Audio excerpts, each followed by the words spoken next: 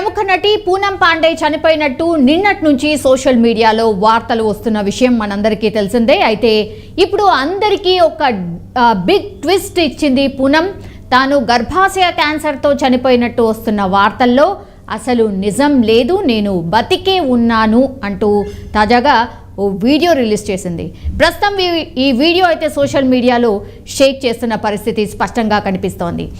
ఇక బాలీవుడ్ సంచలన నటి పూనం పాండే, ఆమె 32 సంవత్సరాలు ఉన్నాయి ఆమెకి. సో గర్భాశయ క్యాన్సర్తో ఆమె కన్ను మూసింది అన్నటువంటిది నిన్నటి వార్త. ఆమె మరణ వార్తను తన టీం పూనం ఇన్స్టాగ్రామ్ ఖాతాలోనే పోస్ట్ చేసింది. ఇది చూసిన వాళ్ళంతా కూడా అభిమానులు కావచ్చు, చాలామంది విచారం వ్యక్తం చేశారు. ఇంత చిన్న వయసులోనే అసలు ఇంత నిండు నూరేళ్ళు నిండిపోయాయా అన్నటువంటి కామెంట్స్ అండ్ చాలామంది భావోద్వేగానికి కూడా గురయ్యారు. అసలు ఎవరి పూనం అండ్ ఇంత సంచలనంగా ఎందుకు మారారు అనేది ఒక్కసారి తెలుసుకునే ప్రయత్నం చేద్దాం. యాక్చువల్లీ వరల్డ్ కప్ సమయంలోనే ఈమె పేరు మారుమోగింది. పూనం ఉత్తరప్రదేశ్లోని కాన్పూర్లో పుట్టింది. సో మోడల్గా ఆమె కెరీర్ని ఆరంభించింది. ప్రతిభకు ఆత్మస్థైర్యం తోడవడంతోనే మోడలింగ్లో రాణించింది అని కూడా చెప్పొచ్చు.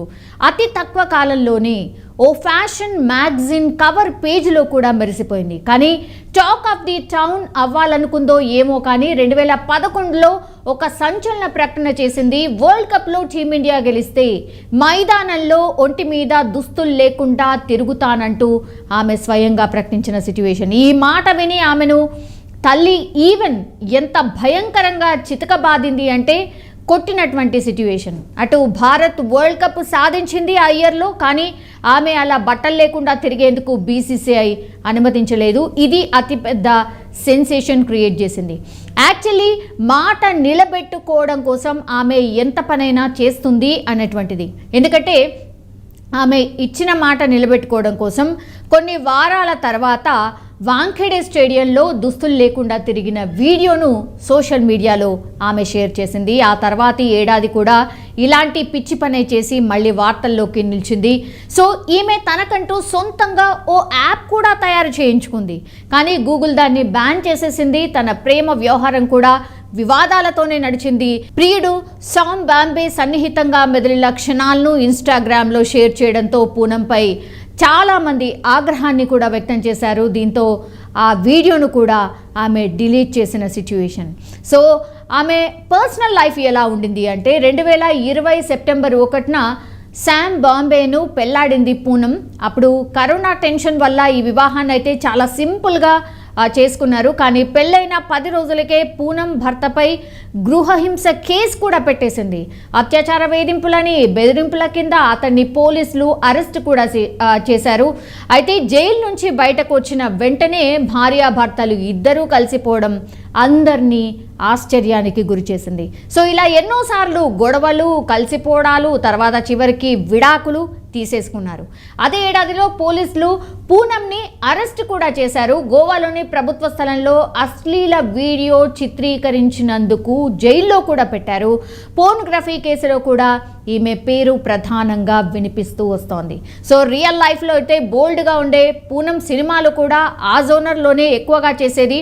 అలా నషా సినిమాలో ఓ విద్యార్థితో సంబంధం పెట్టుకునే టీచర్లా కూడా కనిపించింది. పోస్టర్స్లో అసభ్యంగా శృతి మించిన పిక్స్ ఉండడం కూడా ఒక పెద్ద చర్చకైతే దారితీసింది. హిందీలోనే కాకుండా భోజ్పురి, కన్నడ భాషల్లోనూ ఆమె సినిమాలు చేసింది. తెలుగులో మాలిని అండ్ కో అనే మూవీ కూడా చేసింది. సో ఎక్కువగా సినిమాలు అయితే తెలుగులో చేయలేదు. కానీ పెళ్లి చేసుకున్నాక టార్చర్ చూశాను, తల్లిదండ్రులు ఏ కారణం లేకుండా ఇంట్లో నుంచి గెంటేశారు, అందరూ కేవలం నన్ను డబ్బు సంపాదించే యంత్రంగానే చూశారు, నన్ను తిట్టుకునే ముందు అర్థం చేసుకోవడానికి ప్రయత్నించండి అని లాకప్ షోలో కన్నీటి పర్యంతమైపోయింది నటి. కూసింత ప్రేమ కోసం జీవితం అంతా ఆమె ఆరాటపడిన సిట్యుయేషన్. సో చివరికి అందరూ ఉన్నా కూడా ఎవరు లేని అనాథలా తనువు చాలించింది అని నిన్నటి వరకు వార్తలైతే చాలా వరకు చక్కర్లు కొట్టాయి. కానీ ఒక సెన్సేషన్ క్రియేట్ చేస్తూ నేను చనిపోలేదు, సర్వైకల్ క్యాన్సర్ మీద అవగాహన కల్పించడానికి నేను అలా నటించాను, అవగాహన తెచ్చుకోండి, దీనికి కూడా ట్రీట్మెంట్ ఉంది, సో నేను చనిపోలేదు, బతికే ఉన్నానంటూ ఆమెనే తన ఇన్స్టాగ్రామ్లో పోస్ట్ చేసింది. సో ఎవరైతే పూనం పాండేకి సంబంధించిన అభిమానులు ఎవరైతే ఉంటారో వాళ్ళైతే చాలా వరకు హ్యాపీగా ఫీల్ అవుతున్నారు. కానీ ఇంత మరీ టూ మచ్గా ఇట్లా సోషల్ మీడియాలో వైరల్ కావడానికో లేకపోతే ఒక సెన్సేషన్ కావడానికో ఇలా చనిపోయినట్టు పోస్ట్ పెట్టడం ఏంటి, దెన్ నెక్స్ట్ డే వచ్చి తనే వచ్చి లేదు నేను చనిపోలేదు బతికే ఉన్నాను అవగాహన కల్పించడానికి ఇలా చేశానంటూ ఇలా చెప్పడం ఏంటి. సో చాలామంది అయితే నెగటివ్ అండ్ పాజిటివ్ రెండు కామెంట్స్ చేసిన పరిస్థితి కనిపిస్తోంది.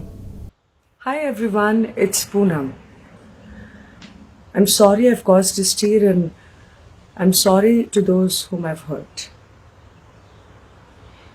My intention? To shock everyone into the conversation that we are not talking enough about, which is cervical cancer. Yes, I faked my demise. Extreme, I know. But suddenly we all are talking about cervical cancer, aren't we? It's a disease that silently takes your life. And this disease needed the spotlight urgently. I'm proud of what my death news has been able to achieve. And for those who have questions for me, I will see you live on How to Fly.